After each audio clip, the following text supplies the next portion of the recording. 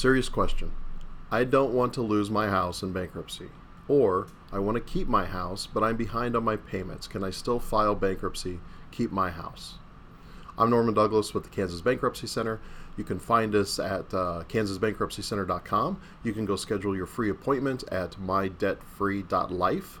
You can also go to Facebook. So today, a lot of times what I get asked is, I don't want to lose my house, or I want to keep my house. And the question, among others, of course, is always, are you current on the payments, right?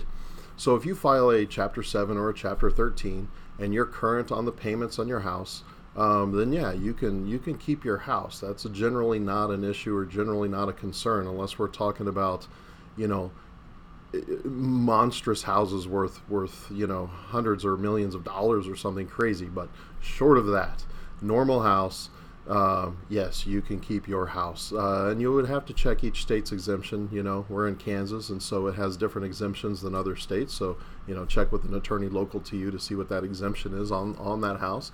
Sometimes there's date restrictions. Sometimes there's amount restrictions. So it just kind of depends. But say you come in, say you have a $100,000 house and you owe $90,000 on it and you're current on the payment.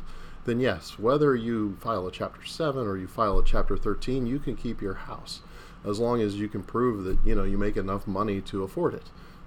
Usually it's not an issue. What happens though if you're behind on your payments? Then it becomes a little more difficult, right? Because if you want to keep it, generally you want to go into a Chapter 13.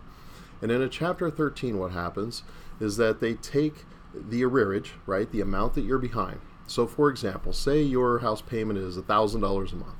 And say you're 3 months behind. So you're roughly $3,000, and maybe there's some late fees, maybe there's some attorney fees from the bank or something. So you're roughly $4,000 behind on the house. When you go into a Chapter 13, what happens is that house payment is put into the Chapter 13 payment. And so on top of paying $1,000 a month into the bankruptcy, you are also taking that amount that you're behind and you're spreading that out over the time that you are in that Chapter 13. And so instead of having to come up with $4,000 today to keep your house or save it from foreclosure, you're allowed to pay that $4,000 over that 3 to 5 years that you're in the Chapter 13, which makes it much more bearable and a lot of times much more affordable than the bank wanting their $4,000 right this second. All right.